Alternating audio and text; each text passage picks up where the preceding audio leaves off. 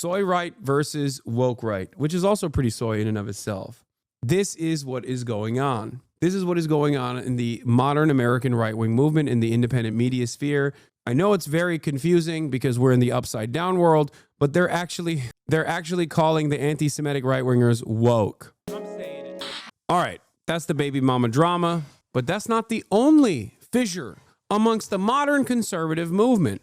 I must let you in on a new secret that I found that is not a secret at all, but in broad daylight, there is a new meta amongst the conservative movement, especially on the independent media side of things.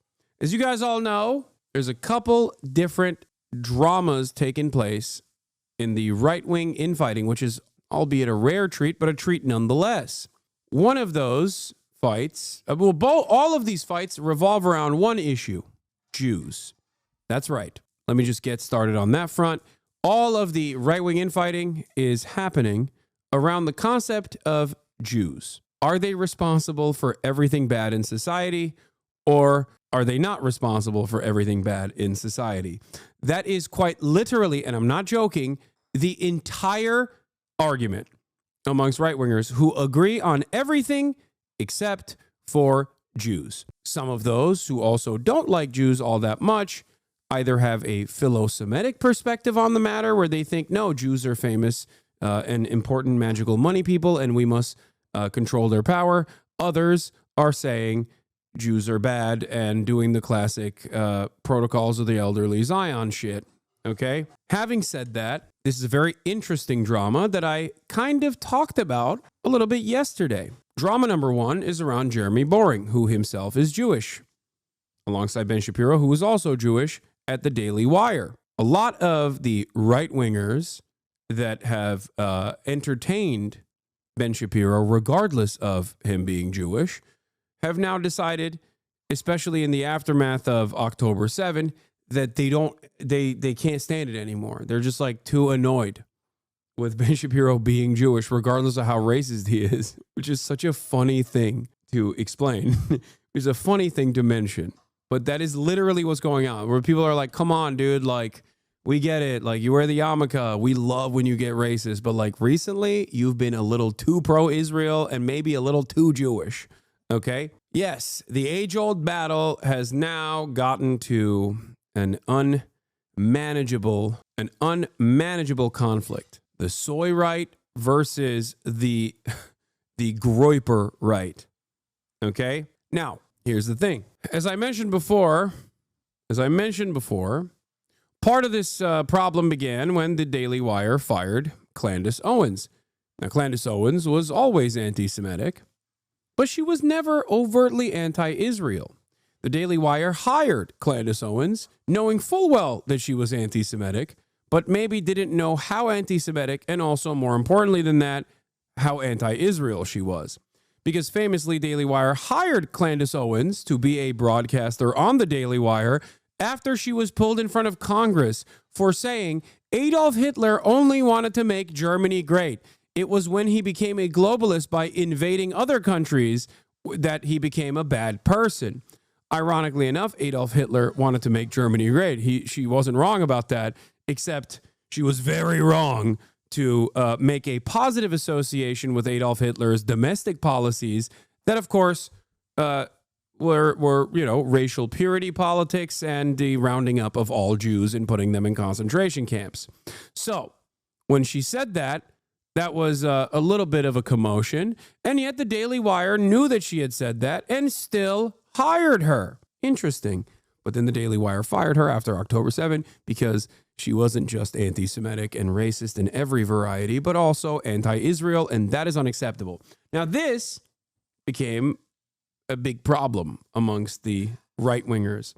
It became a big problem amongst the groypers, which are basically, at this point, every single right-winger that is under the age of 35. Like, if you're under the age of 35 and you're like, I'm a right-wing, I'm diehard, you're probably posting Black Sun, groyper slop all over the timeline. Part of that is also accelerated as a consequence of Twitter, Elon Musk's purchase of Twitter, and the subsequent unbanning of every single Nazi. So biased and non-based. Yes, I am not based. You're on CNN. What are you saying? What are you saying? What? Dude, my cousin is an intern at CNN and they're doing entertainment piece on Zoomers and online influencer personalities. She's having you on that, and I provided a pic for the article. It's a teddy bear with your face on it. Because, you know, tiny head, wide shoulders. I swear to God, with fans like these, why do I need enemies, bro? This motherfucker's like, oh, my favorite content creator is gonna be on CNN. Well, let me send them a meme pic. Thanks. Anyway, going back to this guy who says, so biased and non-based. Yes, dude.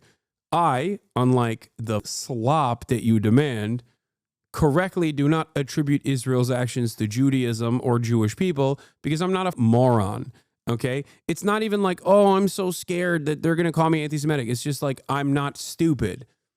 And if you believe that Jews are a monolithic force of mystical beings, you probably A, have never met a Jewish person, or B, are a dumbass, okay? That's it. No one is monolithic. If Jews were monolithic, there would be no anti-Zionist Jews, as a matter of fact, because goddamn has Israel tried. Oh my Lord, Israel has tried so hard, so desperately to make every American Jew and every Western Jewish person living in diaspora to be singularly minded on the issue of Israel, and yet it still fails. So clearly, if all Jews are not pro-Israel, then it is impossible for any group of people to be monolithic, okay? It is not without many attempts. Understand that. Based, not based. Anyway, as I was saying, is Dan Bilzerian bad or no? He gives me pro-Palestinian slop. I don't know about his other policies. Yeah, see, this is what I mean. Dan Bilzerian, Candace Owens, many of the prominent overtly right-wing anti-Israel content creators, with the exception of that one libertarian comic guy, Dave Smith or whatever, who I think himself is Jewish, most of the right-wing anti-Zionist commentary that I've heard come from unfettered, unrestricted anti-Semites. Dan Bilzerian is definitely one of those guys. So is Candace Owens. You got to look to, or Jake Shields, you got to look to like what they're saying about Jewish people in general, beyond what they're talking about when they're talking about Israel, okay? Dan Bilzerian is a perfect example of this. Fresh and Fed, that's another one. Dave Smith is a freak in his own right. He's defended sexual assault. Yeah, I don't know anything else about what Dave Smith says and does, but in terms of his commentary on Israel, he is not, like, he actually is, I will say that he is not anti-Semitic. He's just anti-Israel. But he's right-wing. He's a right-wing libertarian, but he's definitely anti-Israel and not in an anti-Semitic way. But I just gave you an example of like one right-winger that I think is probably not anti-Semitic, but is anti-Israel. So most of these other guys, on the other hand, from low-level people all the way to high-level conservative commentators, are genuinely like ramping up the anti-Semitic thought and anti-Semitic sentiments, talking about the Talmud or whatever you know what I mean? Saying like any and every catastrophic event that has taken place in the United States of America was never because of the CIA, but because of the Jewish CIA, Mossad, Israel's own, the Jews did 9/11, the Jews did this, the Jews did that. It's just that, okay? And those guys are like, given the deep and intricate connection between Mossad and our espionage agencies and the collaborative efforts that have taken place over the course of the development of either espionage facility, as a matter of fact, there are instances where Mossad and the CIA have aligned with one another. There are instances where they have been at odds with one another. Jonathan Pollard comes to mind. Having said that, these guys mysteriously never bring up the CIA aspect of things and the American government's moral culpability in these actions in an effort to constantly say, it's the Jews that did this. Yeah. Also, of course, Mossad is not the Jews. I was just using the terminology that right-wingers use. Mossad is the intelligence agency for Israel, and Israel clearly does not represent the interest of all Jews or any Jewish person, really. I mean, I don't think Israel has the best interest of Jews in general.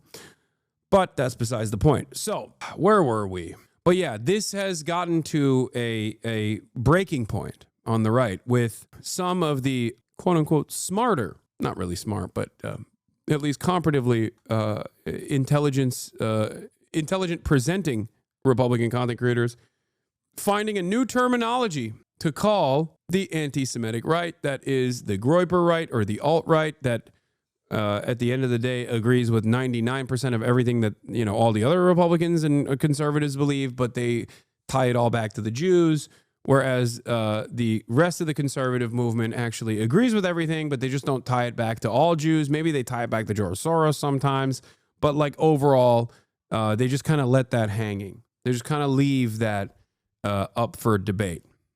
Okay. Eric Weinstein is a man whose name you probably haven't heard in a while.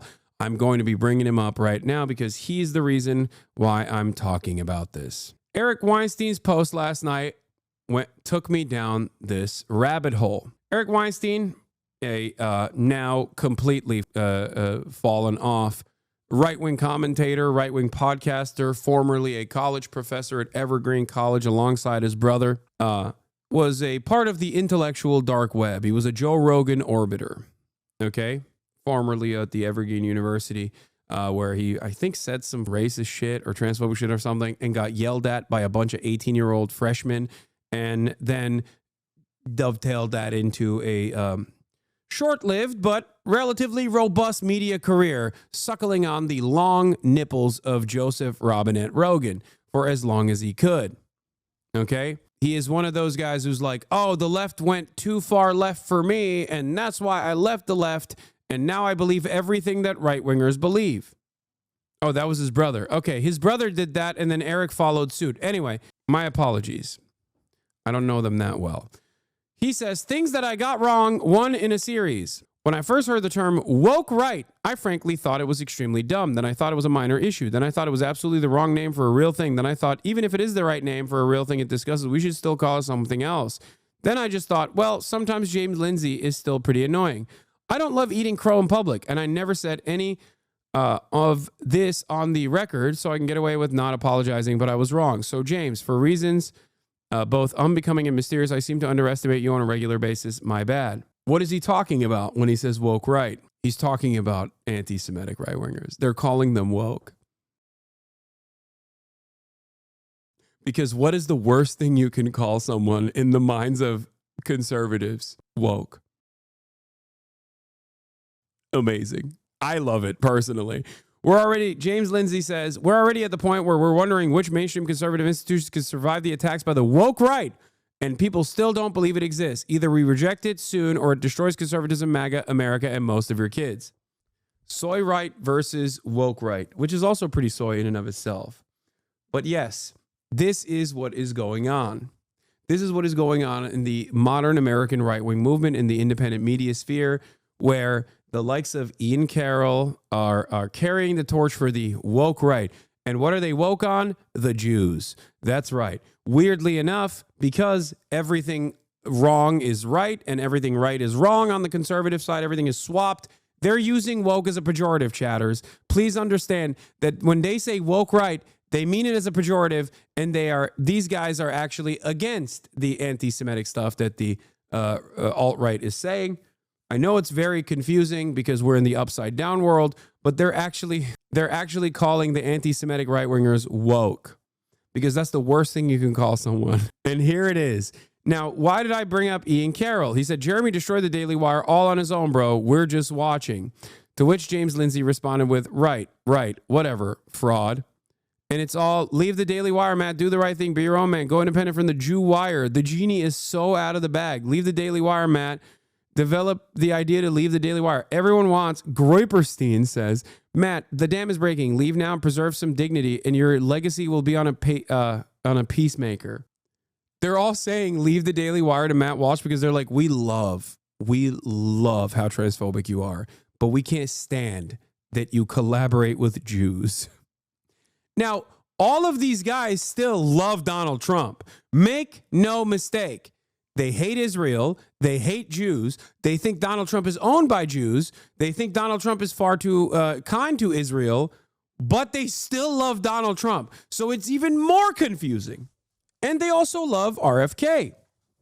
Now, I'm going to make your head spin even further. Some of these guys also love Israel, but many of them don't, right? Let me explain something to you. Remember, I told you, If you're under the age of 35 and you're right wing, you're probably a groiper. Okay. So a lot of Gen Z is anti-Israel. A lot of Gen Z also happens to be anti-Semitic, but that's, not the point that I'm trying to make here. But because they're anti-Israel, even if they're groiper Republicans, they're still anti-Israel. It's the same principle amongst Gen Z that is like way more tolerant of gay people, and in certain instances even trans people, than the generations that are older than they are. So Gen Z still has the same politics, but with some differences, because if being gay is normalized since you were born, then you don't really have that same resentment towards gay people. You haven't like developed it. Okay? And if you should be banned, Senator Rick Scott.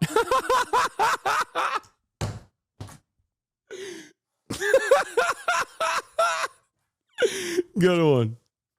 Oh, that's funny. Senator Rick Scott is in the building. We have a famous senator in the chat. 6-month subscriber. Senator Rick Scott, you're a multi-billionaire, broke boy. Give some goddamn subs right now, unless you want to get banned. Senator Rick Scott with the PFP. Oh, that's funny. Hi, Rick Scott. I'm a big fan. Okay. Getting back to the point I was making. So yeah, anti-Semitism is now seen as like a marker for decency and honesty on the right. And there is an understandable reason in a weird, twisted way why this has become the case, because you constantly want to push the needle. You're so used to pushing the needle over and over again to like, unimaginable degrees. And then what is the one edgy thing that you can't touch on the right or the left? Anti-Semitism.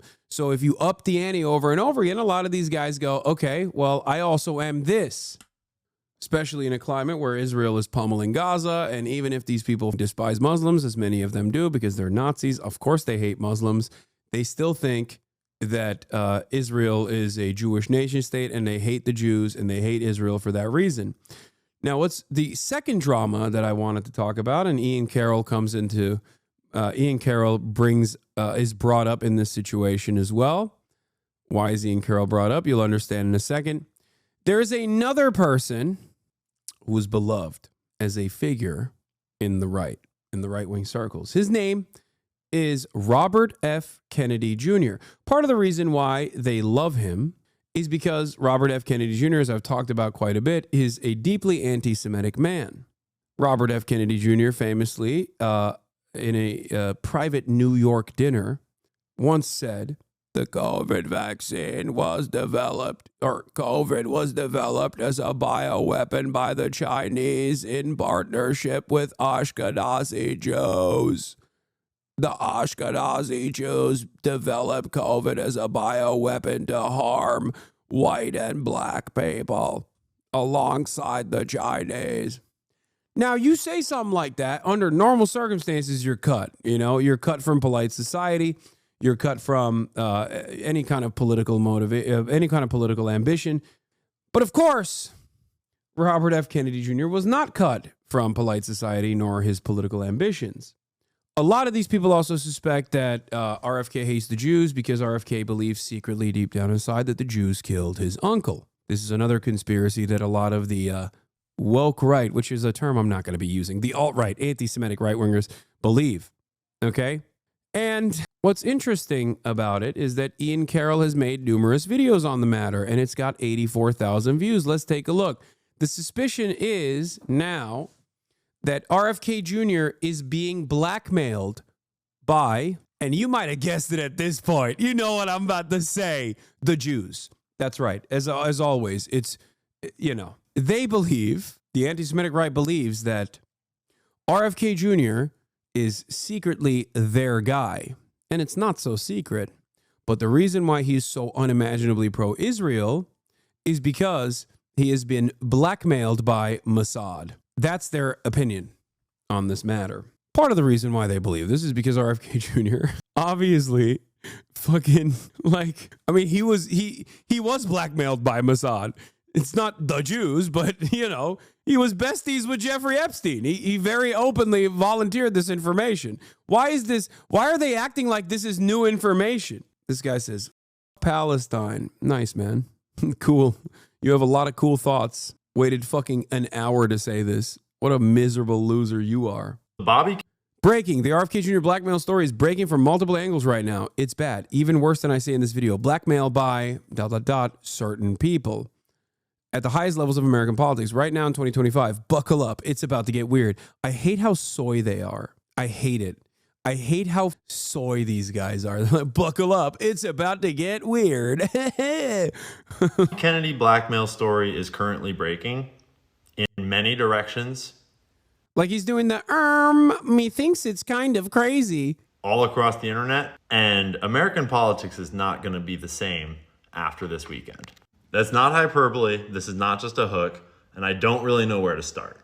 But this is the kind of story that I've gotten enough calls from enough people tonight, and enough people, there's enough going on that I... Dude, people are hitting him up. They're giving him there's phone calls happening at the Ian Carroll residence, okay? They're like, dude, you gotta talk about the Jews again. He's like, come on, man. I talked about the Jews every day before this. They're like, nah, you gotta talk about them again, dude. I feel like we need to make a video right now to keep some people safe and to get as much as we all know out on the internet right now so that everyone can be safe. Safe from what? And the best place for everyone to start is at Candace's video that she put up today, that she very aptly titled, One Nation Under Blackmail. Go watch it. She does a way better job of explaining a bunch of what's going on than I could. This is such unimaginable cope. Even from an anti-Semitic perspective, it's so funny to me that these guys are like, no, these guys would never be pro-Israel unless it was like Jewish people blackmailing them. It's like, yeah, no, these guys are actually awesome. I promise. They're really cool guys. No, it's just Israel is blackmailing them. That's why they have to do this. I promise. Oh, it's awesome. It's so funny. It's like, yeah, no, definitely. RFK Jr., who spent most of his life, you know, he was always brain broken to a certain degree about the vaccine shit, but like spent most of his life as a climate justice advocate, associates himself with one of the worst climate denialist regimes of all time. And you think he has like firmly held convictions and he's actually on your side. But it's just, if it wasn't for the Jews blackmailing him, he would be out and about doing the damn thing. Like, no, they have no convictions. They just want power. You're stupid. Like, oh, yeah. But as soon as I was like 10 minutes into it, and then I started getting phone calls from sources telling me more information that is corroborating and taking it even further than what is exposed in that video.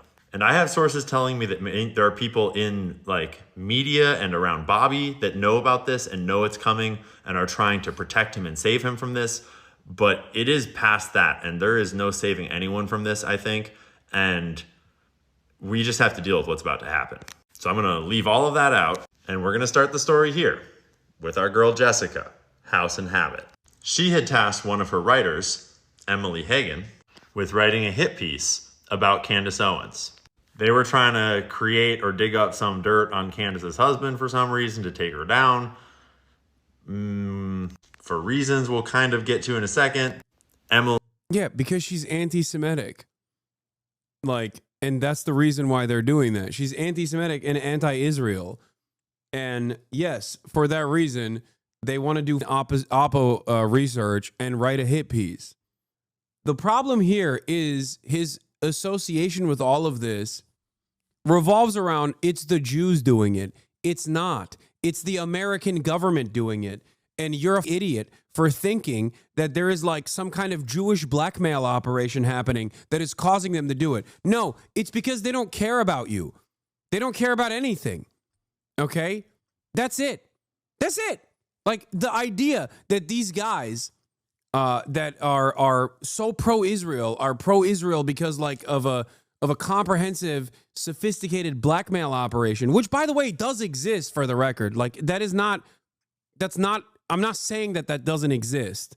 Okay. But the notion that like all of these people are pro-Israel for this reason, or all of these journalists are coming after like Candace Owens or whatever the is just because of Mossad or just because of the Jews is idiotic. A lot of these people also love Israel, or even if they don't give a about Israel, you know what they love? Their careers. They want to get elevated. They want to be promoted. So they know what not to say and what to say. They know who to go after. Why, however? Is it because Israel is a Jewish nation state, or is it because Israel is a nation state that has profound importance for American strategic interests in the region, that plays a very important role in the grand plans that the United States of America has for this region, that they want to dominate a resource-rich region, mind you. And also on top of that, because of this reason, Israel, seeing all of the issues that apartheid South Africa ran in as it maintained its apartheid and a failure of a project at that, has also deeply interwoven Zionist ideology into a lot of institutions where they're like both financially tied to Israel, where Israel has more companies in the American stock market than like India and numerous other countries combined, and also have a lot of contracts back and forth with Israel. Israel has made itself impossible to decouple from the United States of America. That's why the United States of America and Israel are basically hand in glove. Okay? That's it. There is no like Judaism association with this, unless you're one of the ironically woke people like Jake Tapper, who does say Israel is for the Jews, and if you're anti-Israel, you're anti-Semitic. Or Chuck Schumer. That's the thing that I don't understand about these anti-Semitic guys who are like, how you're saying the same things that Chuck Schumer is saying. Like, what happened? What do you mean? It makes me lose my mind that you got dudes like Jake Tapper and Chuck Schumer saying the same shit that these guys are saying. It's just they have a negative association with the Jews. Submitted a draft kind of, and Jessica, House and Habit, was having her girl, I believe Olivia Nuzzi, read through it, and it was like, we can't publish that, it's too 4chan-y. House and Habit clarified that it needs to be a clean shot to take down Candace Owens. Good luck with that. If you believe land should be given back to the indigenous people, should Anatolia be given back to the Greeks, Armenian, Kurds, and Georgians, etc.? That's funny. Yeah, they can live there all day, every day. I don't have any issue with that. Many of them do. Some of them have gotten dominated by the Turkish government, and I think that's completely inappropriate. That's the difference between you and I. I don't have any issue with people living where the they want. I'm a Turkish person living in the United States of America. Why the do I care? Dumbass. You moron. Yeah, go ahead. Go ask Israel if they'll let Palestinians live side by side with equal rights and equal opportunities. No, the answer is no. So shut the up. Also, ironically enough, you're talking about, kebab, Mongol. So it seems to me like you didn't give a about anything.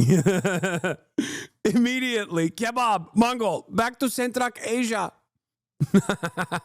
You bitch. I'm going to your mom.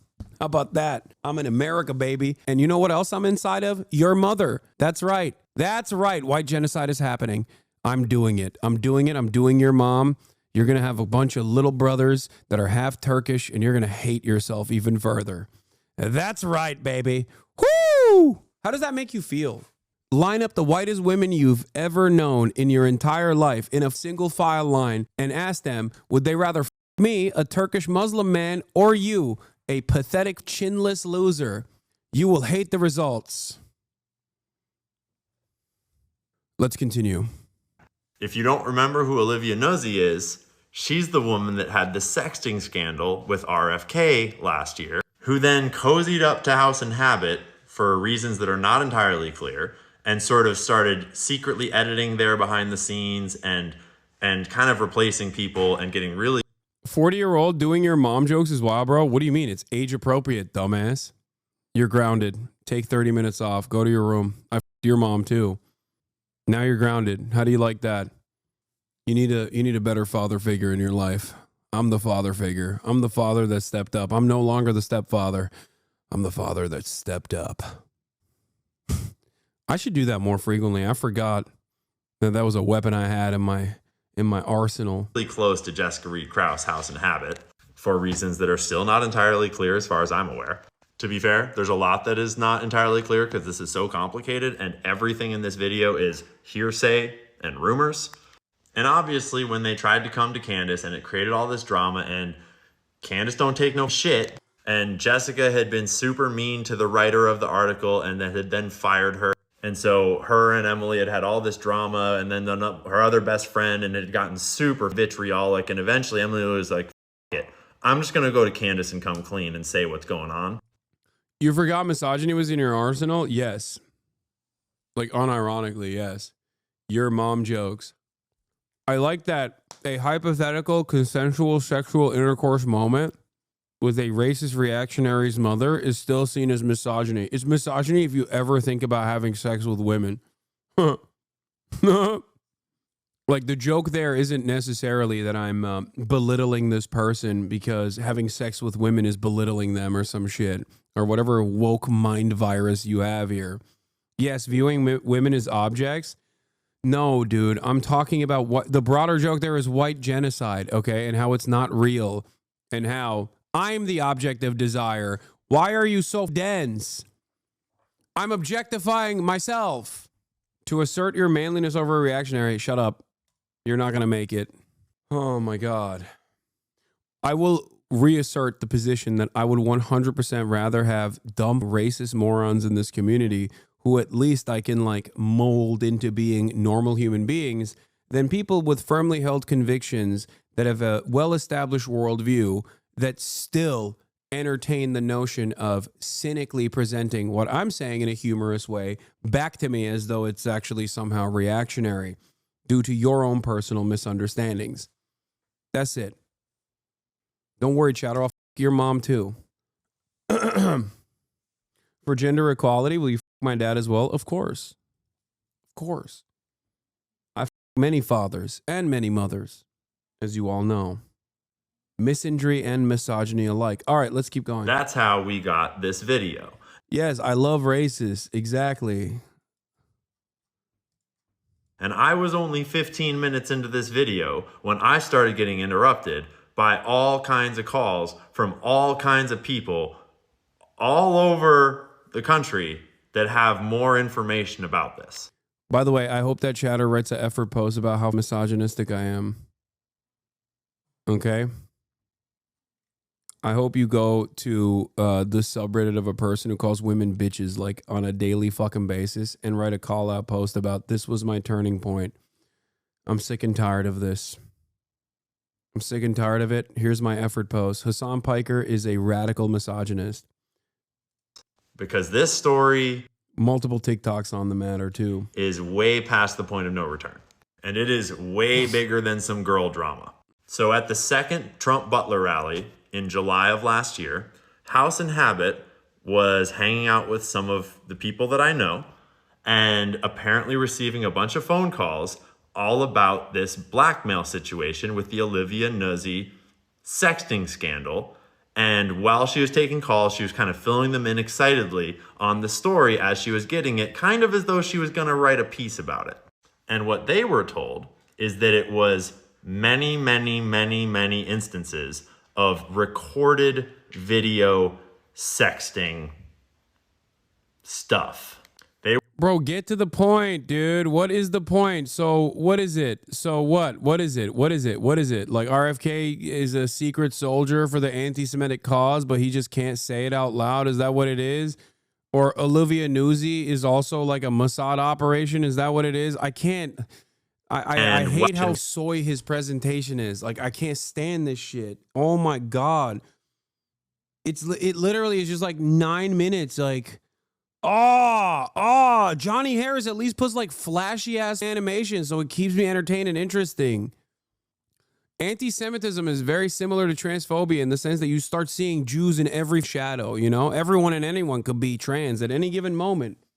We'll never know. And it's the same principle behind like how these guys just think like everything that's happening is Jews, which are a hive-minded singular unit organism. With the Olivia Nuzzi sexting scandal. And while she was taking calls, she was kind of filling them in excitedly on the story as she was getting it, kind of as though she was going to write a piece about it. And what they were told is that it was many, many, many, many instances of rumored around. So what we got was a story that Olivia Nuzzi and him had a romantic, emotional connection over the phone that had caused her, it was inappropriate, and he apologized. And so she left the campaign sort of, and then went and got real cozy with House and Habit. You're like a Roman praetor. Don't hate gays, but hate soy bottoms? What the fuck? That is an insane statement. Who had a lot of details, who was right. I don't know what happened there, but I know. I love soy bottoms. I just don't like this. This presentation is incredibly annoying to me. I love my bottoms, okay? I'm a bottoms right advocate. But this is just like, ugh. Know that what a very trusted person on my end told me that they heard at that event was that it was not just that. It was recordings of video sex. There's also a lot of swirling rumors of other people to learn that in 2013, just out of university, actually, while still in university, she volunteered as an intern for Anthony Weiner's New York City mayoral campaign. If you don't know about Anthony Weiner, look it up. And that is a direct tie to Huma Abedin and to Hillary Clinton, and to, at that point, just pick your term for whatever deep state groups you want to talk about. Wait, what? Wait, he's just saying that, like, she has, what, third-degree association with Hillary Clinton? Okay, but like Anthony Weiner tanked Hillary Clinton with his wiener, ironically enough. What is going on here? What does this have to do with anything? How is this an association? What? Yeah, Huma Abedin is married to Alex Soros now. Brace is very upset about that. That blackmail could be anywhere by now, but I think we all know who has it. And Candace certainly knows who has it. That we're all doing at the moment is pretending that RFK Jr.'s unflinching loyalty and, quite frankly, his fear of saying anything negative about Israel. I pull up Dave Smith here. The worst humanitarian catastrophe. Bro, RFK has been omega cucked by Israel for forever. Like, this is not new information. What the fuck are these guys doing? And he's like smugly in the corner like, that's right.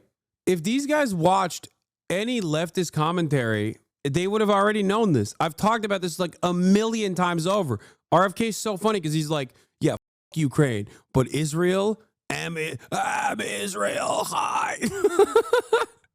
He's like, he said Palestinians are the most selfish people on the planet. Okay? He is a monster. Yeah, RFK is increasingly deranged as he expresses his love for Israel. He begins with pure genocide denial and says Palestinians are better off living under apartheid than that Israel has never attacked another country because of model democracy and hence peace-loving. And this is from June 13th, 2023. This is before October 7, all this shit, okay? Everything has a historical context in Israel. And if you look at why we don't have a two-state solution in Israel, which everybody now says they want. Oh my God, I got it. RFK's brainworm is Jewish. That's right. I had a lot of people call me, and they told me this. That's a lightsaber, dude. I'm gonna go ahead and find out. You won't like me before I have my first cup of coffee. My sources have told me RFK might be Jewish. The brainworm. Sorry. I can't do this. Both in 1947 and 1948, not 1947, 1948, and then again in 2001, it was the Palestinian leadership that walked away from a two-state solution and pledged itself to the destruction of the Jewish people. Oh, and that, that's a very, very clear history. And I think at a time when they had a very, very generous solution on the table. Now, the other thing I say is Israel is a democracy, but it's a flawed democracy, just like the United States. But if I was a dissident Arab Palestinian. Would I rather be a dissident in Israel or in Saudi Arabia or Oman or Qatar or any other Arab nation? If you're a dissident, you get up in the middle of the public square and denounce the government. Yeah, Israel will jail you and then rape you to death in its military prison. What are you talking about? Like, no. Anyway, this is System Update with Glenn Greenwald, which is weird. Where the fuck is Glenn here? Come on, you're not going to chime in, Glenn? Israel What's happening? Is going into the West Bank and killing children. It's never doing that deliberately. Never. Oh, there's never. And nobody has ever said it is. Well, a lot of people have said it. A lot of people have said it is. But let me just ask you, because I just want to focus the. In all of those other countries. Come on, Glenn. What's happening? Where is Glenn at? This is the one issue where he has been consistent on. Countries. It is the deliberate. Do you think he's blackmailed by Israel? I don't really care, and I don't think so. I don't think that he has to be blackmailed by Israel to take these positions. Okay? For many people, it's just like, of course we're pro-Israel. What are you talking about? If you're over the age of 40, for example, there is very little information you have ever received, unless it's like the secret dark scriptures, like, Elon Pape or some shit, that you have never even entertained the notion where Palestinians are worthy of humanity and sovereignty. That's it. That's it. It's just not even, it's out of the question. You don't have to be what do you call it? You don't have to be like blackmailed by the Israeli government to be pro-Israel. It's ridiculous. I think the reason why they say that, being pro-Israel is the American position. Israel is America, okay? It's just like, I think these guys are coping where they think like, no, RFK is like a loyal soldier. He actually knows the truth about the Jews, but he can't say it because Israel's blackmailing him. No, he's just anti-Semitic and pro-Israel. These two concepts are not at odds with one another. Many anti-Semites are pro-Israel, man. It's so stupid to just like constantly operate on this like weird playing field where you're like, well, he's one of our guys, he's noticing the Jews. Policy of those countries to attack and target civilians and to kill them. Israel is the like, dude has never met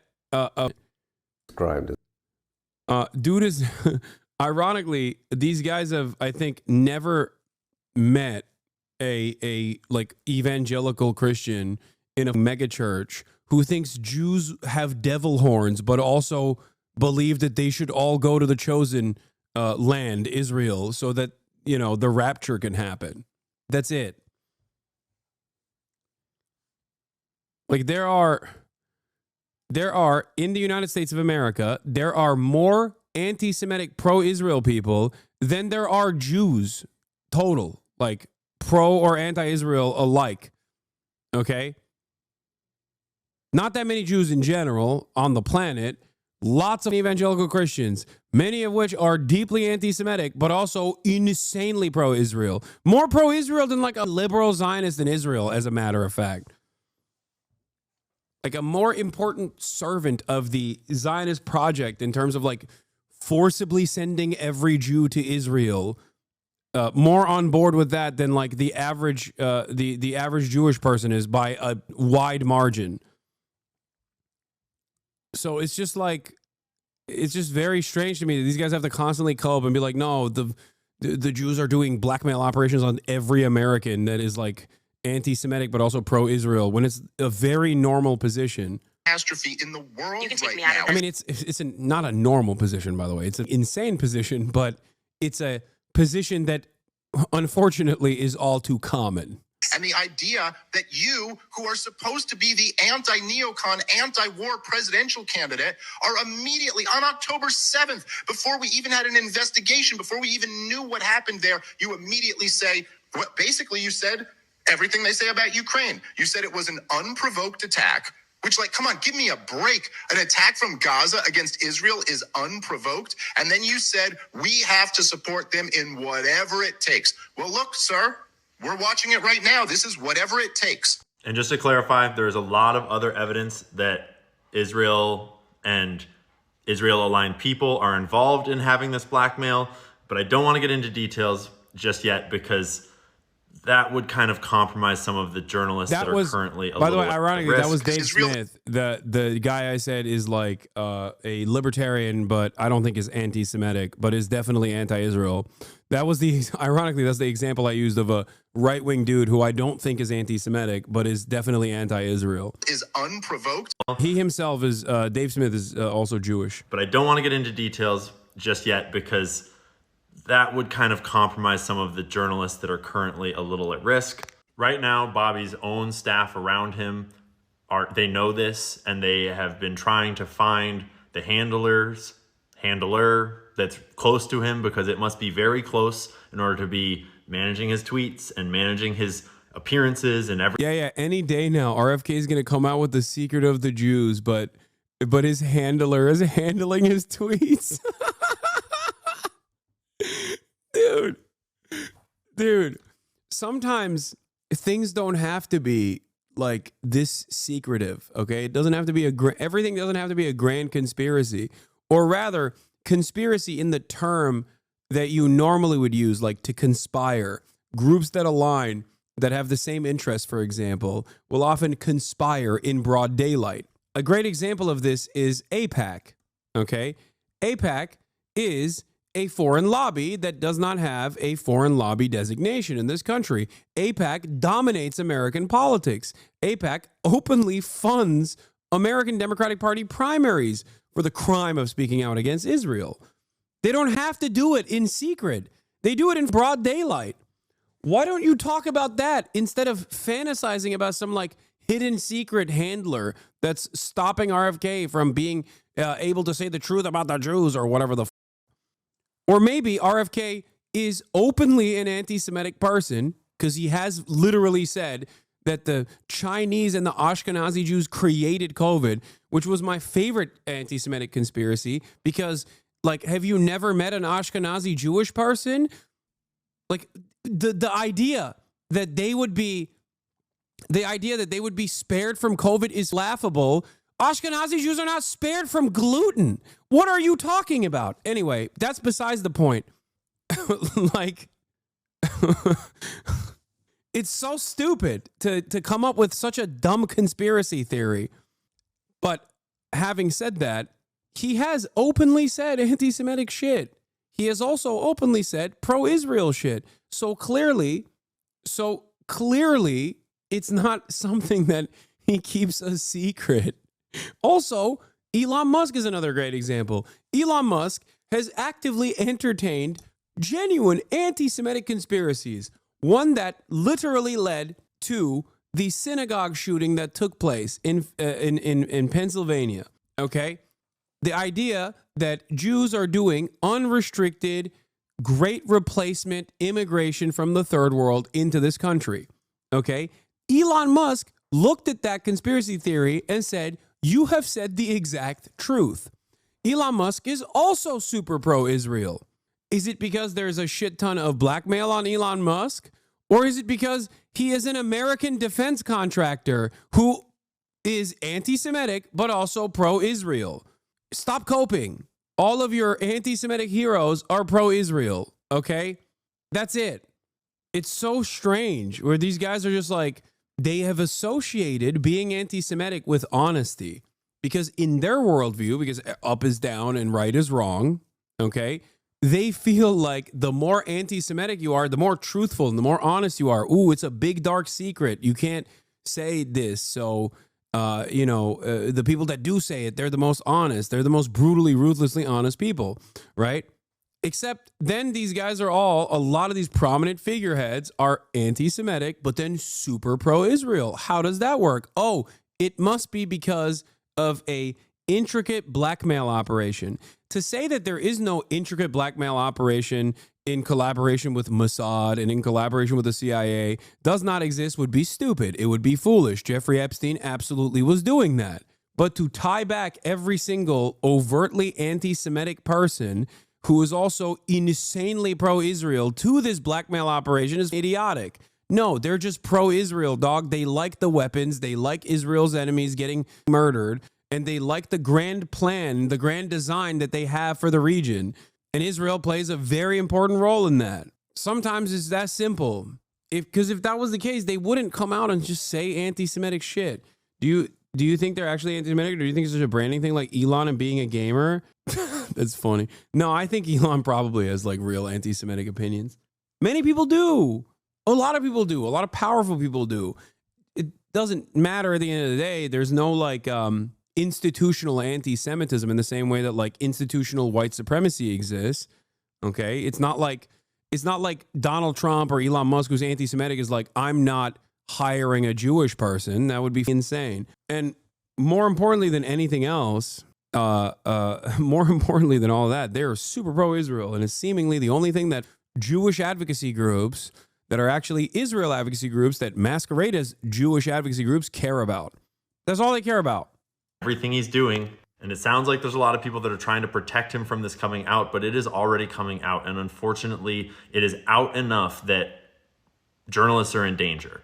And the point of this video is to let everyone know that the journalists are all in connection, and we are all talking, and we all know the story, and we have all shared it already, and we are all location sharing with each other, and we are looking out for each other.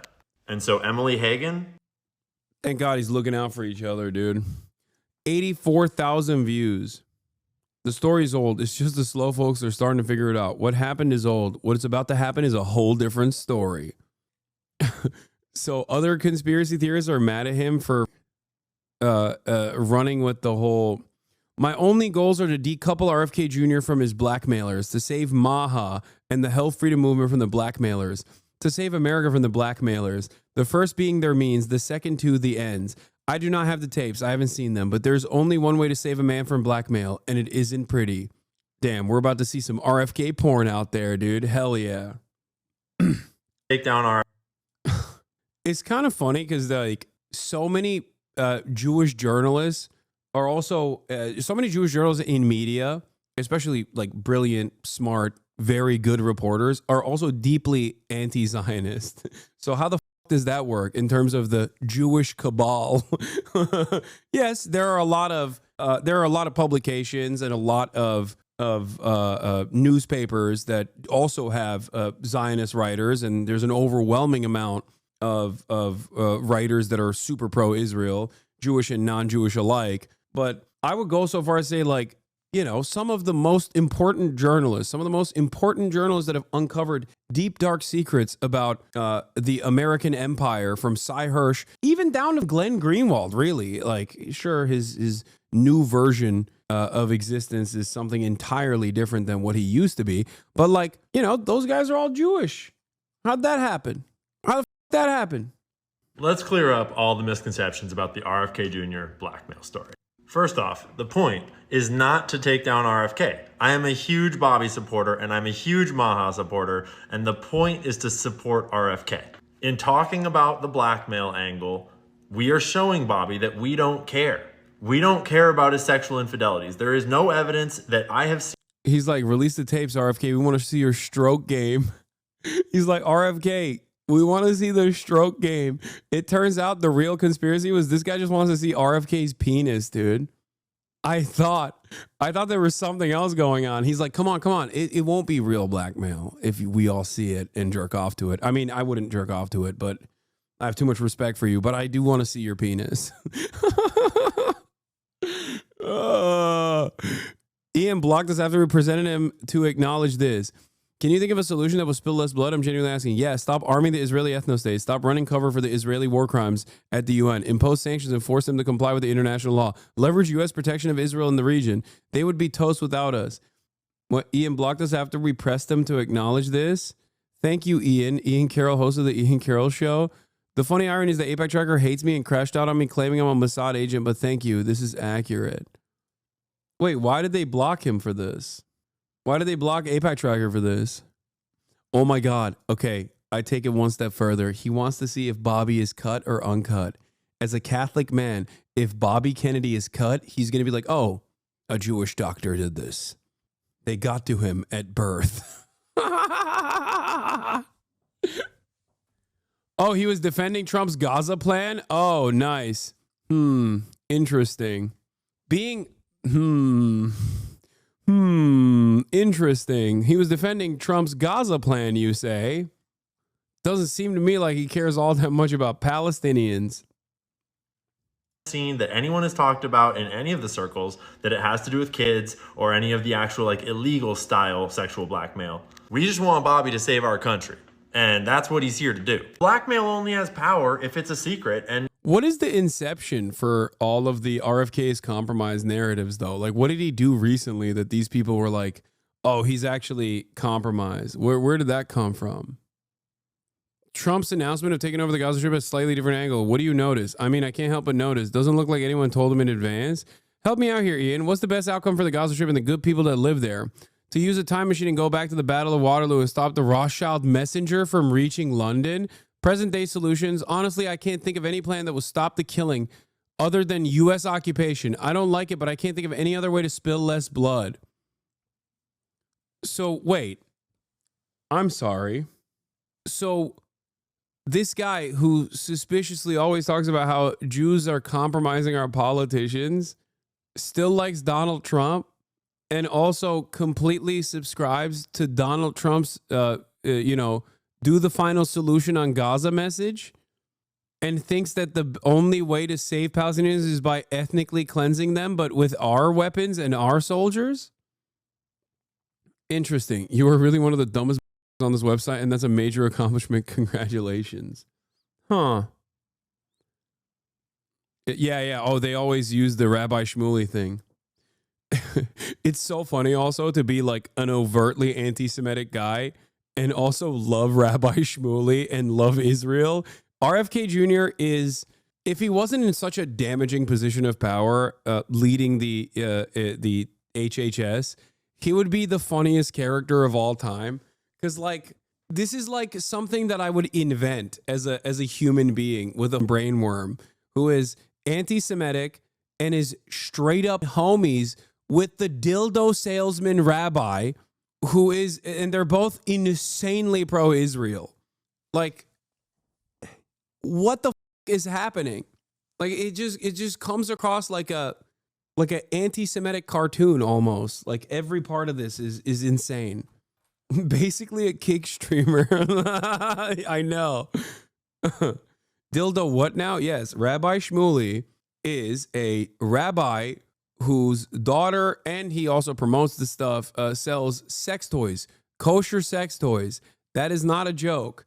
That is a real thing that has happened on this planet and is still happening to this day. It has not changed. This is not a joke. Yes, kosher sex toys. And kosher lube. Yes.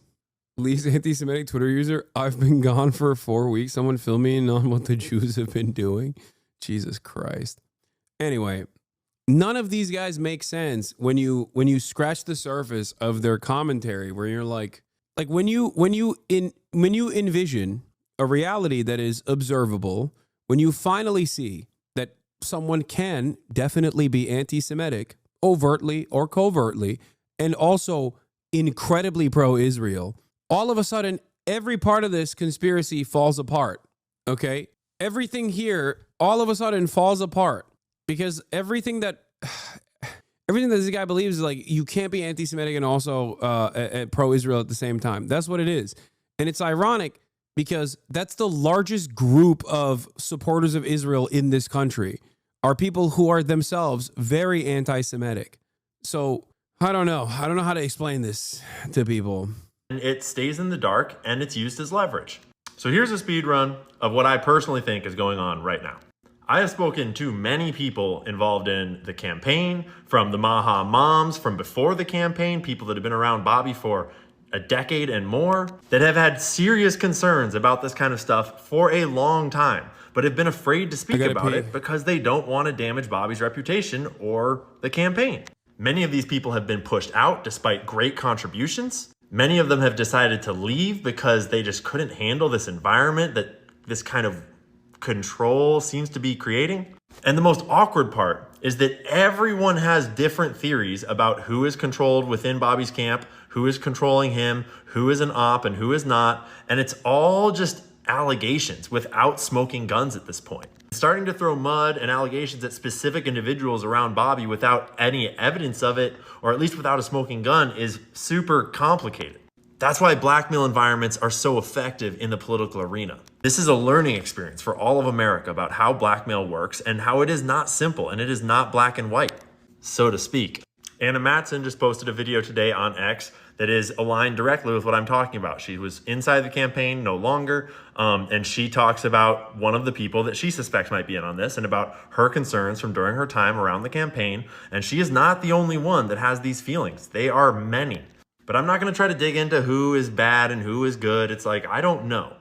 I'm going to try to dig into the big picture. And this is what I think. My opinion, make your own. Always think for yourself, especially in blackmail environments. Think for yourself.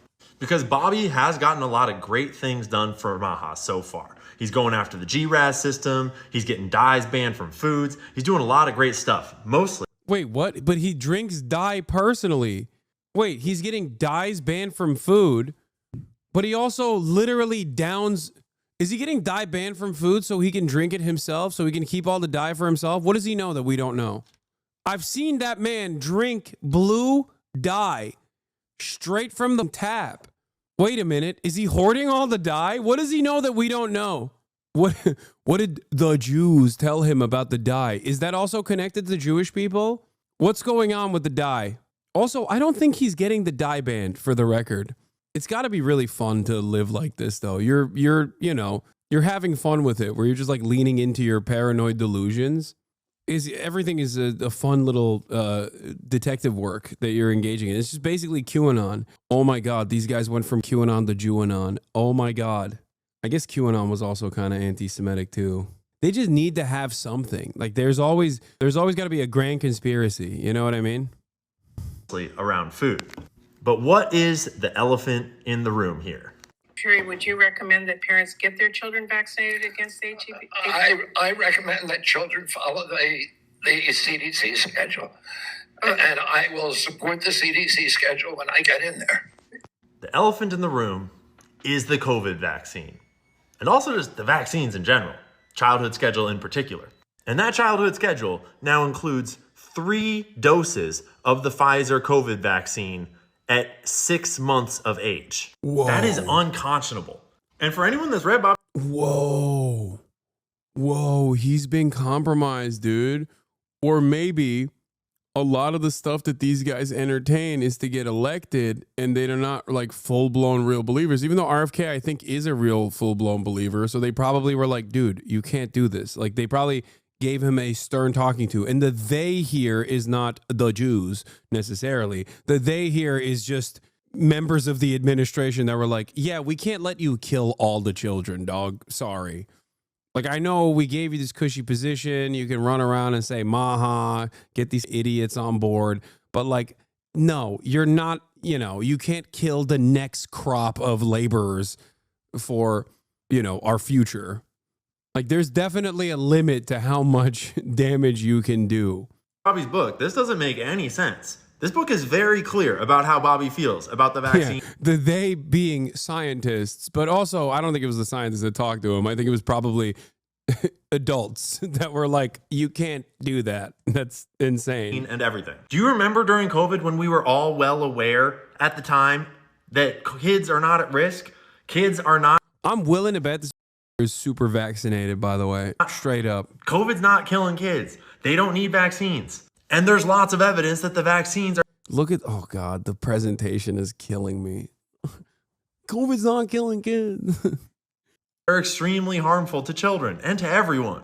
Like, the VAERS data clearly shows there's something wrong. More VAERS reported deaths from the COVID vaccine than all other VAERS reported deaths in all of history of VAERS. Yeah, VAERS. Which is definitely infallible.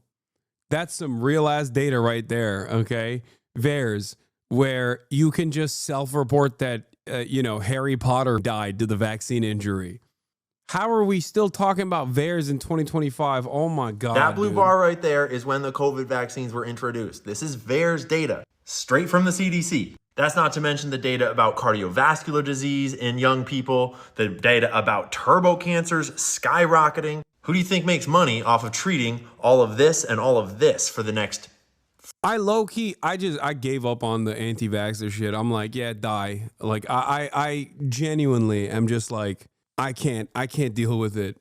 Like, yeah, okay, kill yourself then. What do you want me to say? Okay, if you want to die of preventable diseases, then go off on it. Okay, if you want your children to die, I wish that wasn't the case, but like, I can't stop you. It seems like you're adamant about killing your children.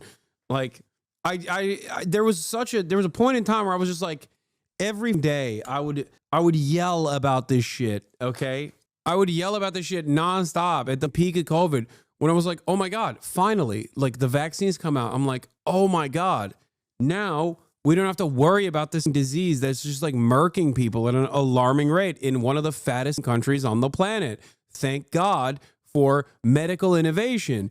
And then I saw all the rich people cutting the line and getting the vaccine before anybody else, Rupert Murdoch being one of the famous cases, right? And I was like, that's really annoying. And then I saw rich people go, oh, we shouldn't give this vaccine for free to the third world.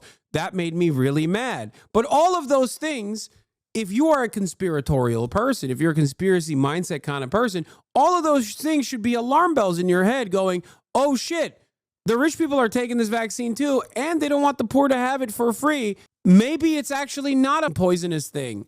Nope. I'm going to break my brain further, okay?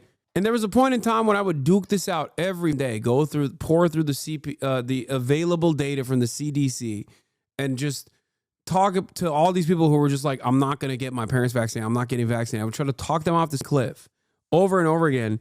And that was 4 years ago.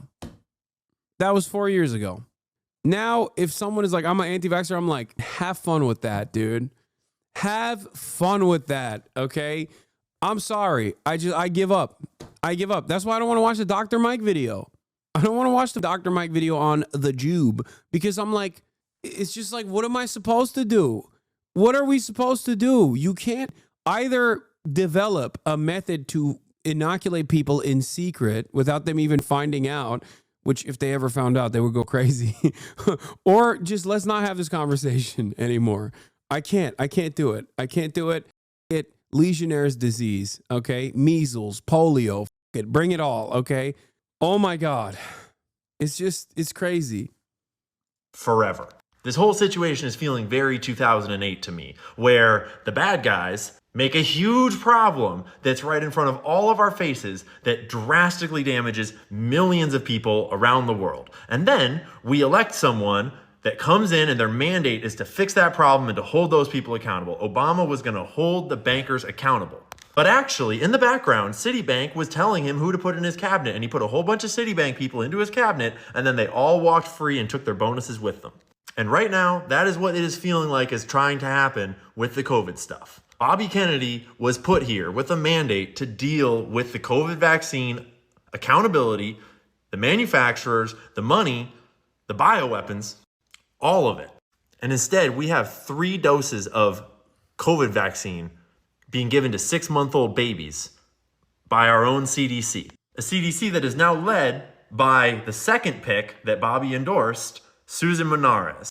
The CDC is the one that's technically...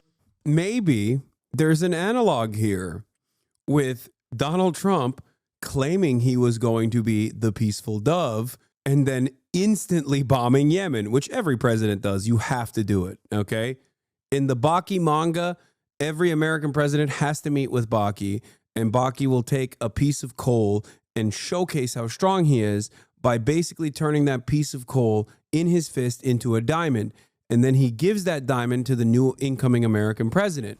And the American president is tasked with keeping that diamond safe in order, or not Baki, sorry, Yujiro Hanma is the one who does it. I apologize. The name of the manga is Baki. The name of the anime is Baki, but Baki Hanma the Grappler, this is Baki's father, Yujiro, okay? That does this. Now, I said it wrong. I apologize. Of course, I know the real names. Calm down. It's kind of like that for American presidents. They have to bomb Yemen. So that's maybe why Donald Trump is not a peaceful dove. He also said he was going to solve the Ukraine situation in one day. He said he was going to solve Israel-Palestine in one day. He said he was going to be a peaceful dove once again. Now he wants to invade Greenland, annex Canada, invade the Panama Canal, and maybe even send military to the Ecuador. So maybe he's not a peaceful dove. I don't know. Maybe there's a reason why the Felford Again Award is being blasted every goddamn day on the timeline, up and down. He said he was going to lower prices instantly. It hasn't happened yet. He said he was going to be wonderful for the markets. Hasn't happened. The exact opposite has happened. So what's up? Maybe RFK Jr., not dissimilar to Donald Trump, is, understandably not having the impact that you thought he was going to have. Also, why does this guy want RFK to just kill children? What an insane position to be an advocate for. What the It's so psychotic where it's like everything sucks in America. And this guy's like, you know what we need to do? Kill the children with preventable diseases. Like how? How is that possible? It's like anti-human. Being against medicine is so shocking to me. It's deeply alarming. I don't know how people get this way. It's so dumb. Like, in charge of deciding the childhood vaccine schedule, although theoretically the HHS director could overrule it. Susan Menares was formerly the head of ARPA-H, which is like the DARPA of biomedical advanced research and weaponry. And it sounds a lot like the new CIA bioweapons programs, sprinkled in with all the other sciencey stuff. They are partnered directly with Palantir for all their data. They've got funding deals with defense contractors. And they're into programs like developing nano robots that can go into your body and do surgery, and personalized vaccines, i.e. mRNA vaccines. This is all straight from the ARPA-H website. I used to think this guy was a Fed. I think he's just stupid. I don't think he's a Fed. I don't think he's. I was wrong. I thought it was like an operation to just like kind of shepherd people back to like a weirdly pro-American State Department position while simultaneously beefing up like anti-Semitic rhetoric. But nah, I think he's just not very smart. I think he's just regurgitating shit that he sees from other videos. You're wrong. Nah. It's just like, I think Alex Jones would be better served as a Fed, as a PSYOP, than this guy. They got their nice little acronyms for programs that in theory are hopefully going to make the world a better place. But I do not feel confident when you read through these, not confident that there are not weird, sketchy programs hidden in here, like bioengineering our cells to give them specialized instructions to do different things to adjust how they fight diseases in our bodies. Like, what could go wrong? Sort of like when we found out through leaked documents that the COVID virus itself was bioengineered in a lab. Not to mention when we also found out that the CIA had worked with Moderna to make the mRNA technology for the vaccines in the first place. This is the Board of Resilience, the company that helped Moderna make those vaccines. They have Pfizer represented. They have InQtel, the CIA's investment arm, represented. Oh yeah, and the... Yeah. Wait. What is it? What is the argument? Yes, the Board of Directors has people that have worked in the State Department and in InQtel and shit. InQtel funds everything. Like Google Maps. What? CIA had worked with Moderna to make the mRNA technology for the vaccines in the first place. This is the board. CIA worked with Moderna to make the mRNA vaccine. What? Board of Resilience, the company that helped Moderna make those vaccines. They have Pfizer represented. They have InQtel, the CIA's investment arm, represented. Oh yeah, and the Bill and Melinda Gates Foundation. Not to mention direct connections to Palantir.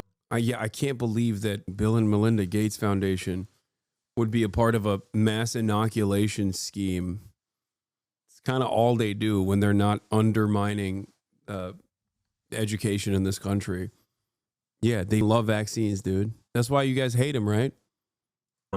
Roseanne Barr recently freaked out on me as though I had never Googled Pfizer before. And here's a snapshot of some of the notes about the COVID vaccine, about the CIA involvement. Wait, this guy has notes like this?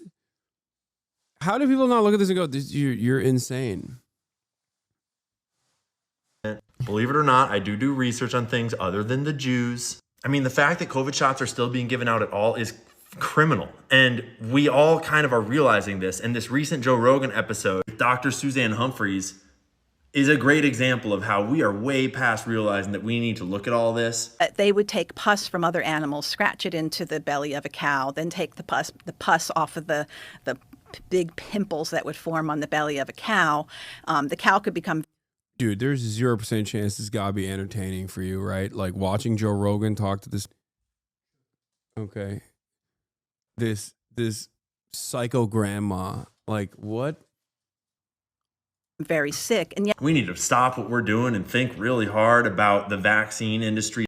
Dude, I hate the way that people who understand the process of creating antibodies or people that understand the process of even like doing scientific discovery will then explain it to those who will be shocked by it in scary terms. It's another stupid person thing that people do all the time. I've talked about this before. Like, I can describe open heart surgery in that gruesome way as well. And if I were to describe to you open heart surgery in this incredibly gruesome fashion, you'd be horrified. Be like, oh, we shouldn't be doing this.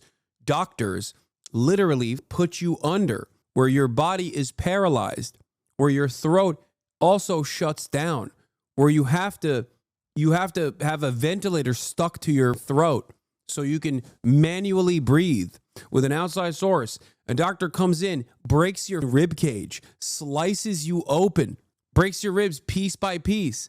They come in with scalpels and cut your skin. They go all the way down to your heart. Think about how gruesome this process is, except it is an incredible medical innovation. It's just like, it's surgery. It's open heart surgery.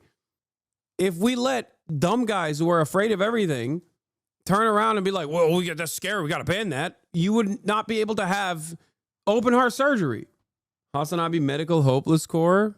Epidemiology is a hoax science anyways. They don't know shit. You're a baboon, dude. Not even a baboon, because I feel like even a baboon would be like, there's disease, I think, here. I should move away. You, on the other hand, are rushing towards the disease. What do you know? You're a Twitch commenter, dude. What are you talking about? What happened to the universe, dude? All technological advancements, academia, the field of research, scientific discovery, cast it aside. Throw it away. Look alive, gentlemen. There's an American here. People just straight up, they go, excuse me, thousands of years of research, ain't never seen a guy like me before. All of the experts are stupid. You're not even literate. Shut the up. Americans unironically think they know better than like people who have poured their entire lives into this shit. So much of the shit that you take for granted is unironically experts working tirelessly behind fucking closed doors so you don't get trichinosis from the meat that you're consuming, but you just take it all for granted. You know nothing.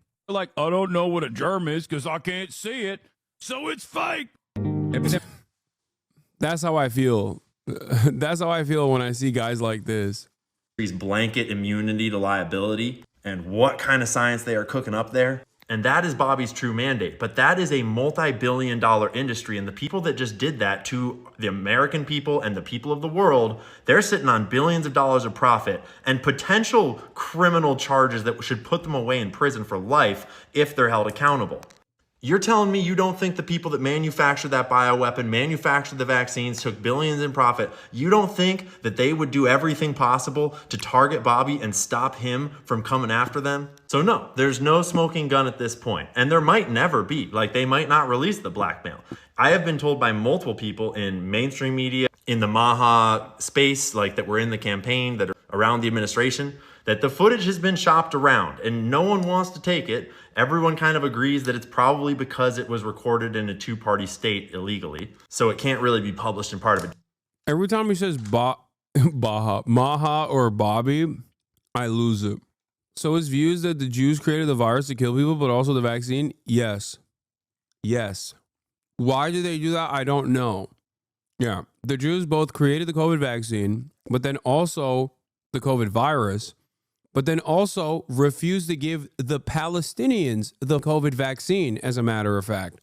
Because everybody in Israel got it, except for the Palestinians. They take their sweet ass time to give them a vaccine. So I don't know what you did. Like, I don't know what it is. Is it fake? Is it real? Is COVID real? Is it fake? Journalism piece. And ultimately, it doesn't matter because the American people don't care. And we want Bobby to know that. We want Bobby to see that we do not care. I know it might be seriously embarrassing. It might cause some serious harm to friendships or relationships in your life. But we don't care as American people. We're here to support you and to manage the Maha mission and to change this country and to have... He 100% is like, no, there's real compromise out there on Bobby Kennedy. But I'm here to tell you, like, I don't care, dog. I want to see your stroke game. I want to see your stroke game. I don't care. I want to see your penis. Like, even if they release the blackmail, like, be honest, be true to yourself. Say the truth. I will compliment your stroke game regardless. You know what I'm saying? Like, that's what Maha means to me. Make America horny again, Bobby. You make me horny every day. I want to see if your penis is circumcised or not. Come on. Or maybe he is anti-Semitic and also pro-Israel. Maybe that's what's going on. And also, he is an anti-vaxxer, but also there's limitations to what he can do in terms of like melting the next generation of Americans by causing them to not get vaccinated. I don't know. Maybe kind of there's a limit to how stupid people can be. He is not pro-Israel, lol.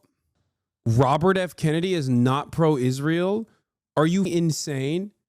I would say in the way he talks about Israel and the way he talks about Palestinians, he's almost as pro-Israel as Donald Trump, if not more. Healthier kids and a healthier future for everyone. And everyone should think for themselves and look at the whole state of Maha right now and the CDC situation, the vaccine situation, and think, is it possible that this is a partially controlled space? And if you think that might be possible, then you should just don't worry about it. It's like, it is what it is. It's politics. We are Maha. We're the American people. And we can Maha. We can change our lives. Oh my God. He just says Maha so much. I don't think he's a Fed, dude. Oh wait, let's see what Alex Jones has to say about the RFK thing.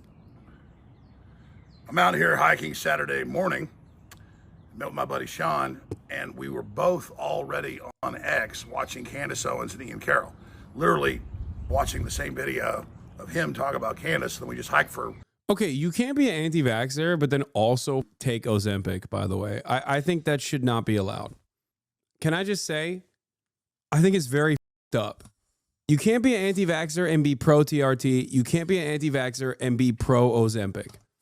It's like you're disrespectful. You're disrespectful to the art. How come no one ever calls that hypocritical, by the way? Just be like, oh, you can't be a socialist but rich. But ain't nobody's like, you can't be an anti-vaxxer and be pro getting the jacked vaccine. How is that allowed? That's messed up, man. An hour or so, and we're listening to her. And so I'm just going to respond to this. I think Candace Owens is a great person, super smart, super funny, super witty. So is Ian Carroll. And I think all the investigations they do and the things that they research are really helpful to society.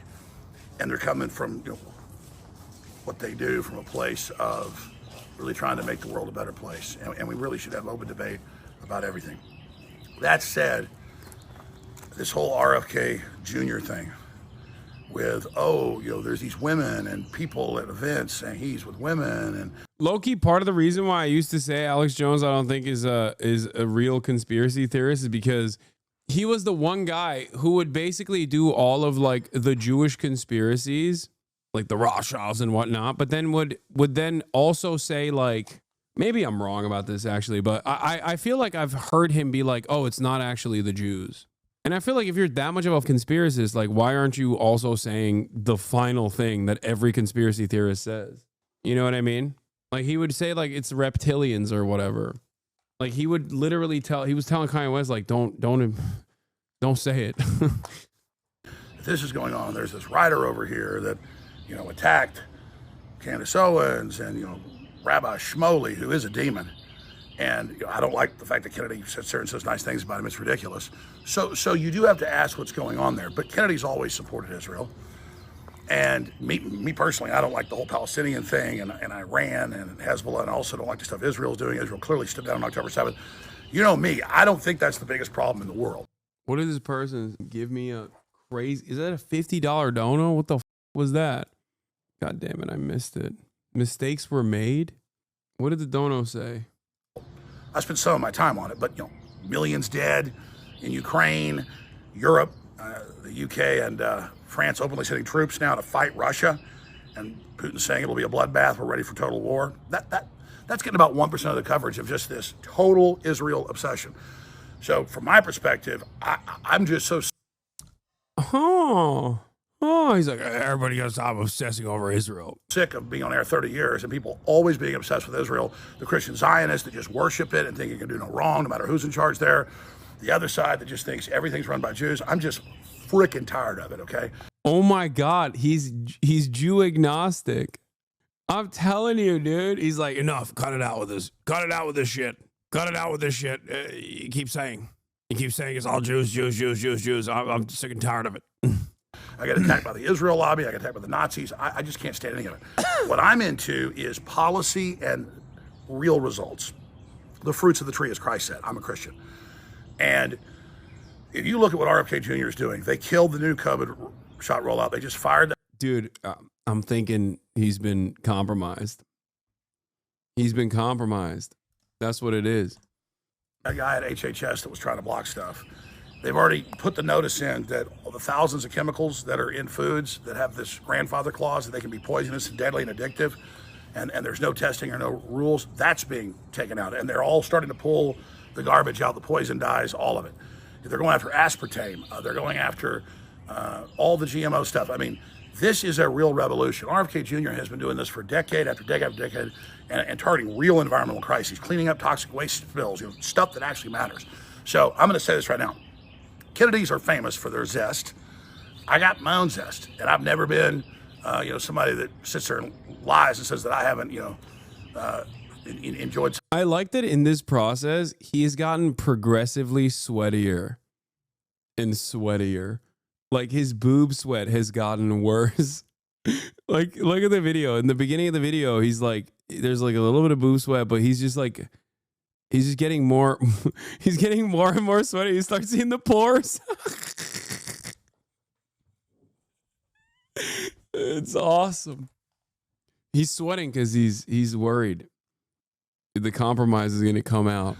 I got my own zest, and I've never been. Compromise is going to come out, not compromise. Enjoyed some females in my time, though I'm married and all the rest of it, and I'm a good guy.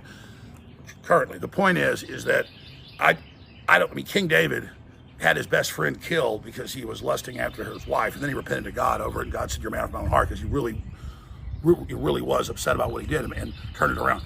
So if you look at RFK Jr., I don't care if his wife's okay with it, if he's been with 20 chicks, okay, in the last couple of years, okay, as long as it's consensual. I don't care. I'm not saying it's morally the best thing. I personally have not done stuff like that, but you know. Dude, what is this conversation? Oh my God. I don't care. He's a zesty guy. He's got a zest. He likes to RFK Jr. He likes to me. I don't like to. When I was younger and stuff, I was wild. So, but I understand the mindset. And if you think the Kennedys, who are famous for their prowess and for their drive, what you also see in life, in other aspects, if you think that's the reason to have some big scandal, even if it's true, and to do all of this and then let them continue with the poison shots and the GMO and all the additives and stuff, it's bullshit. So I am not saying Candace shouldn't cover this and Ian shouldn't cover it, but man, I just listened to an hour plus of this stuff. And Ian's like, well, this isn't really just girl stuff, yeah, it is. I mean, this lady attacked Candace, sneaking around, take out his husband, take a shot, all that's bullshit. That stuff happens to be in my family all the time. I just ignore it. I don't even read it because it's always BS. And they're jealous of Candace because she's smart and funny and witty and just hilarious. All of it was great. So it was very entertaining. I'm just saying, at the end of the day, people ask why I don't get involved in all this stuff. And it's because I am really about policy, controlling the border, finding the hundreds of thousands of missing kids, getting the real Epstein files out that they've now gotten and are being distributed to all the FBI offices around the country. And that's confirmed from my sources directly. Yes, his sources. I really want to stop these people. I want to stop their whole system.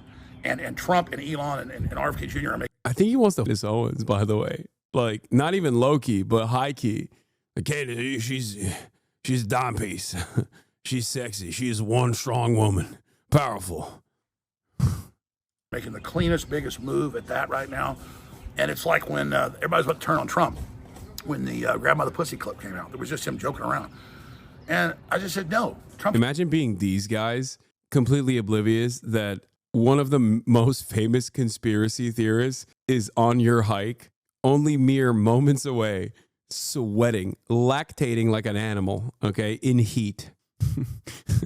Talking about how Candace Owens is one fine woman.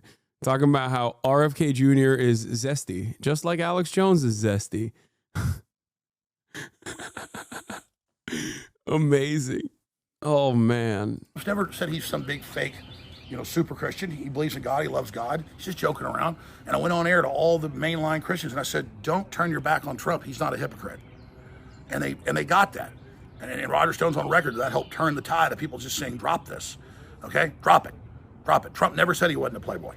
RFK Jr. is a freaking playboy. Okay? And look at all the kids he's got. He loves kids. He loves life. Look at Elon, 15 kids. People are like, that's not very Christian. Folks, he wants more kids. He wants more people. The globalists want. Dude, this is such a funny. God, modern conservatism is so funny to me because, like, they have to basically react to the changing attitudes in real time, and they have to somehow like massage a South African billionaire who is using the goddamn federal government like a fleshlight, but because he's the administration's guy, because he's a regime puppet, he has to make it seem like this dude who wants to literally chip people's brains, who has put satellites all around the country or all around the planet as a guy who's the most powerful guy on the planet, as a good guy. He has to sit there and be like, no, everything he's into is actually really good. Yeah, he's just, he's a breeding fetish is not weird, actually, as a matter of fact. He's a Christian man. He's a good Christian man. Like, he's doing everything that Alex Jones has talked about his entire career. Okay?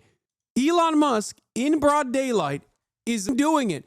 And on top of that, he has factories in China. He is not only aligned with the Saudis, but he also has factories in China. Like, an honest conspiracy theorist who is not trying to be a regime puppet would be going insane mode over Elon Musk. He is everything that these guys have claimed other billionaires have been doing in one person.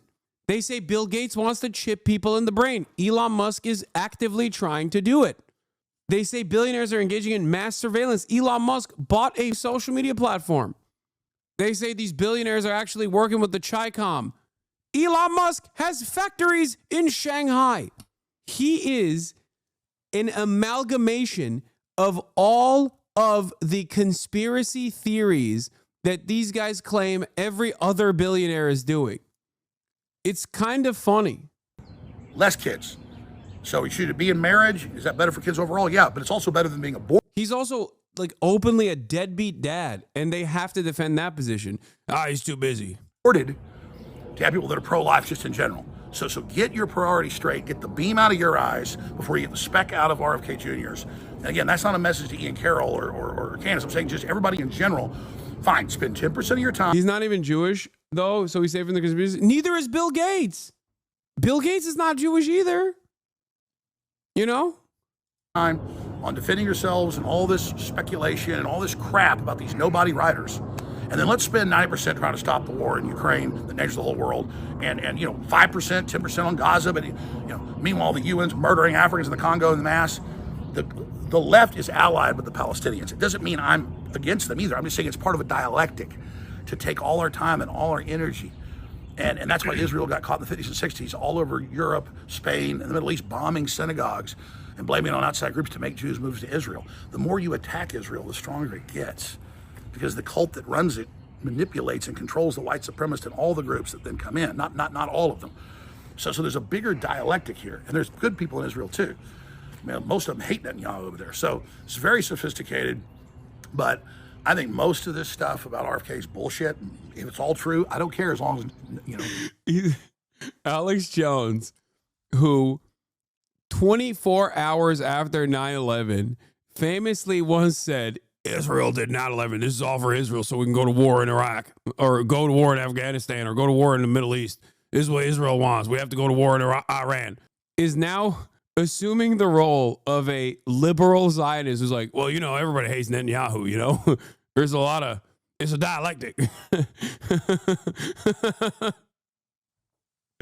It's a dialectic. A lot of people don't like Benjamin Netanyahu either. Yeah, who loves Netanyahu? Donald Trump. That's your guy. Yeah, here's Alex Jones. 1 day after 9/11. Palestinians. On 9/12/2001. I don't support the Palestinians either. They're all hyped up and psychotic. But Israel's going to get us nuked, always backing them up like this. Israel calls the Palestinians goyim or cattle or dogs or subhuman. They keep them on concentration camps. I got video of them taking Palestinian women's tomatoes they grow and breaking their water containers and stealing. That's why you have this crap. And our children are going to die. We're going to get nuked because of this. Iran's got the nukes now. Syria. We're going to have nuclear war because Israel likes to go around bombing everybody. I'm sorry. It's just the facts. And Israel absolutely is beside itself with joy right now. They are talking about how they're going to blow everything up, how they're going to attack everybody, and guess who's going to get bombed because of it? Alex Jones used to hate George W. Bush. He used to... Obama broke his brain, for the record. Definitely. He was like a black man as president. Not on my watch, okay? But he would constantly shit on Bush. He was like Mr. Surveillance State. I think Sandy Hook also broke his brain a little bit, where he bit off more than he could chew. I have been supportive of Israel for many years. When I found out what they do, shooting little Palestinian children in the genitalia and laughing, it's on video. Little 10-year-olds walk around throwing rocks at tanks. A guy sits off a half mile away and blows their testicles off. They call them goyim. They call them dogs. They call the Arabs cattle. And then the corrupt Arab governments that are in league with this government, it's really a sick Hegelian dialectic, order out of chaos, bringing the world.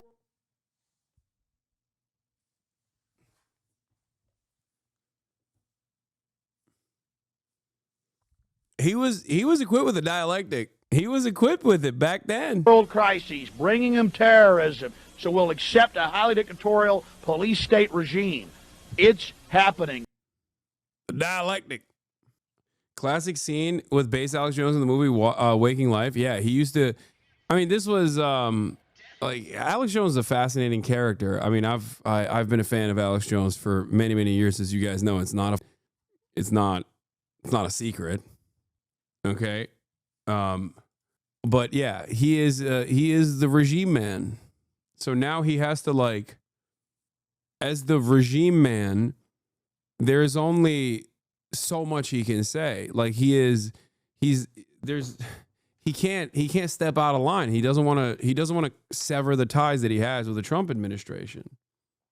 So for him, this is all he's got. He'll just be like, yeah, Israel's bad, but I hate the Palestinians too. But also, a lot of people don't like Benjamin Netanyahu, which is not enough for where the conspiratorial-minded right has gone to. They want constant, unlimited, Jews are responsible for everything shit, which is why, here it is. Hold on. Like yesterday I saw, and I click it, Alex Jones, won't stand up for our speech. And then I see in the video, I've made a deal with Elon. He's paying me. And what else was it? And my bankruptcy's fake, and none of this is real, and they're not trying to shut down InfoWars, and I won't stand up for these people. And one of them I know, there was two guys on the show, and the other one I've seen and know he's a fighter, MMA and stuff. I mean, I've seen a lot of his stuff, but don't really know much about him because usually, you know, what he's saying, it just gets old. It's about Jews all day. And I'm just like, oh, more Jew stuff. Let me move on to the next thing. And it's just, but I'm supposed to know it. He's talking about Jake Shields.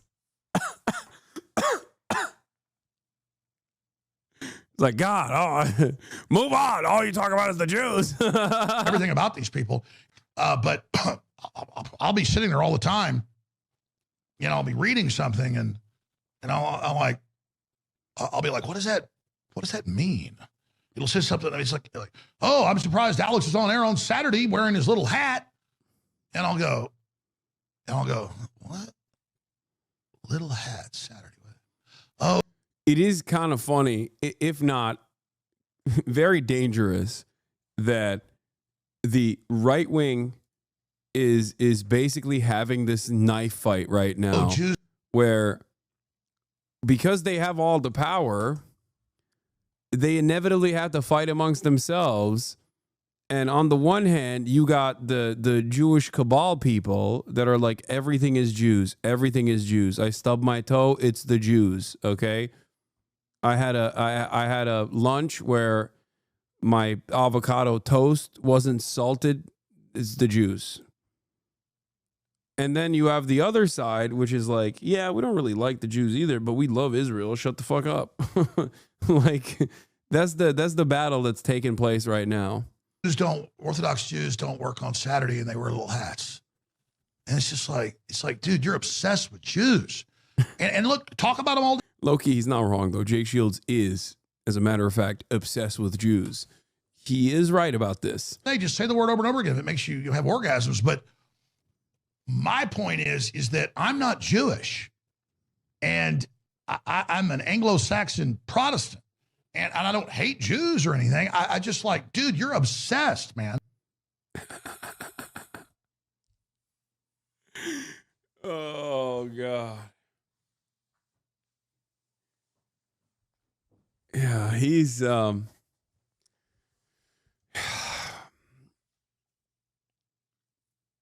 let's see where all of this goes.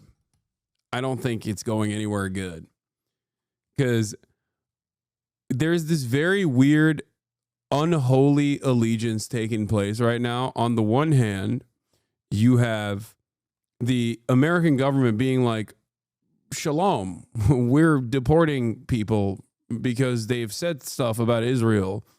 And then you have a lot of supporters of the administration going, what the fuck do you mean? I thought we all hated the Jews. What's going on here?